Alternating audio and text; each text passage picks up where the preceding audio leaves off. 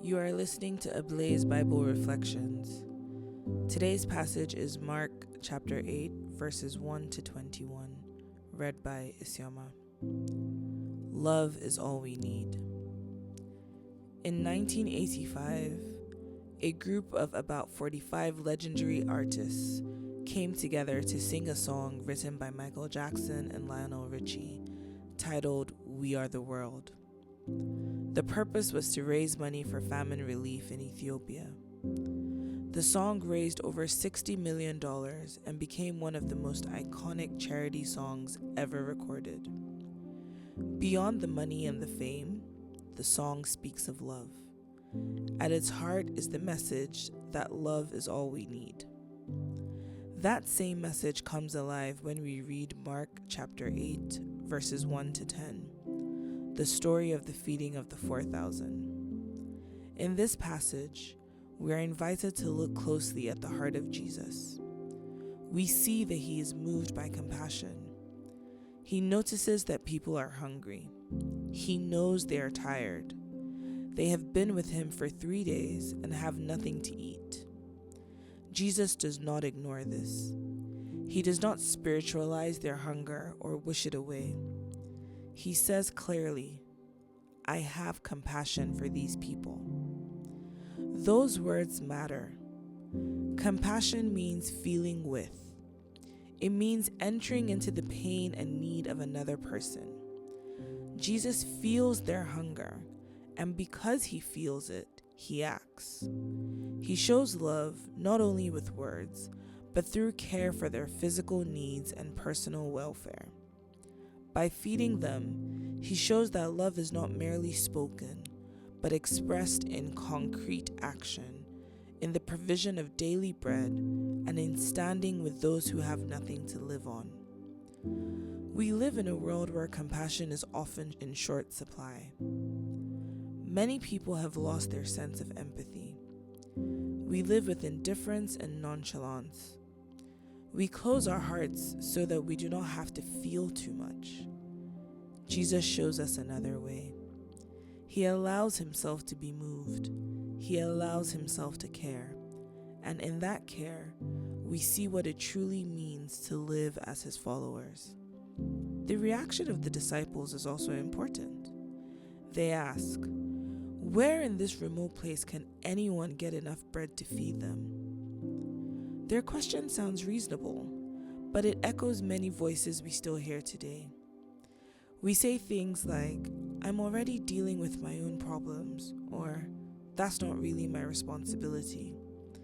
The disciples give voice to the doubts, the fears, and the excuses that often stop compassion from becoming action.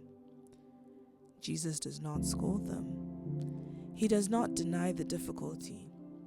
Instead, he asks a gentle but challenging question. How many loaves do you have? The answer is 7. Very little, not enough by human calculation. Yet Jesus invites them to place what they have in his hands. He tells the people to sit down. He blesses what is offered, and what seemed small becomes enough. Love multiplies when it is shared.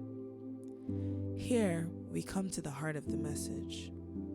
We do not need to have much in order to love. We do not need abundance before we can act. Jesus teaches us that love begins with what we already have. Compassion does not wait for perfect circumstances.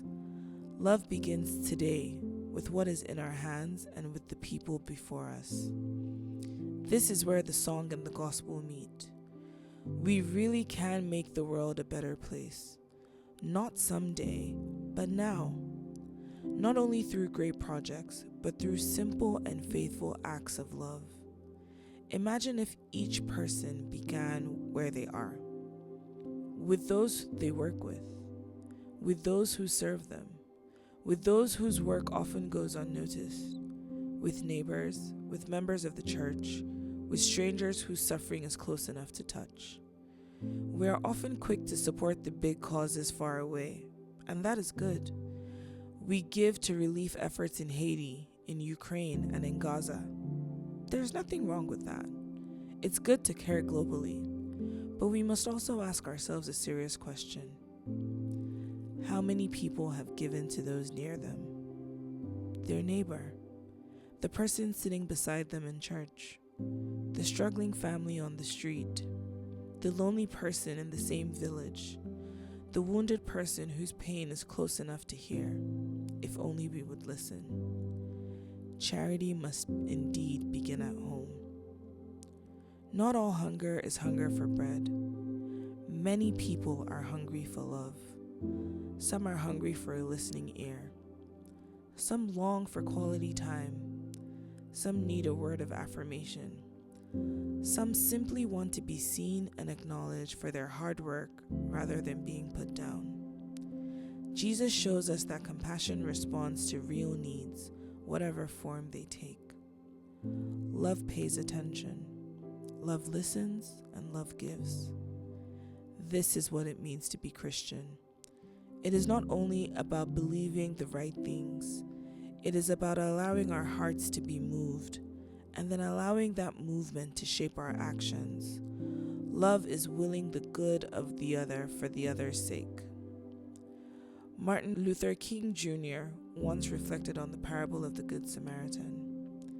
He said that the priest and the Levite likely asked, "If I stop to help this man, what will happen to me?" But the Good Samaritan asked a different question. "If I do not stop to help this man, what will happen to him?"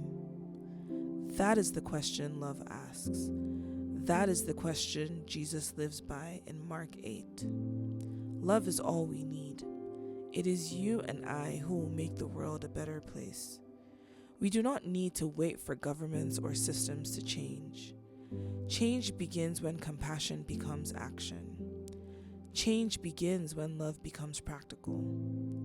Change begins when we stop walking past need. Jesus still asks the same question today. How many loaves do you have? What do you have to give? Who can you care for? Who can you notice? When love is offered, even in small ways, it is never wasted. In the hands of Jesus, love multiplies and reaches everyone. And through ordinary people like you and I, who choose compassion, the world is made new again and lives are saved.